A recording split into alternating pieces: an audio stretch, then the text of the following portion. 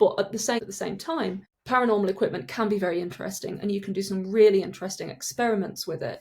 But I think the only really bad thing about paranormal equipment is if you feel pressurized, like with peer pressure in the paranormal world. It can be like, oh, I don't have an MF1, I don't have this, I don't have this very expensive new bit of kit from America that costs £2,000. If you feel pressurized to do that, then you've gone down quite an unhealthy route, and it's worth pulling yourself back from that. Because there can be a real pressure when everyone goes out investigating together and everyone's got their little cases with all their equipment. It's like, my case is much bigger than yours in a sense. Some people can come with these massive trolleys with things that could literally raise the dead physically with the amount of power they've got going through them.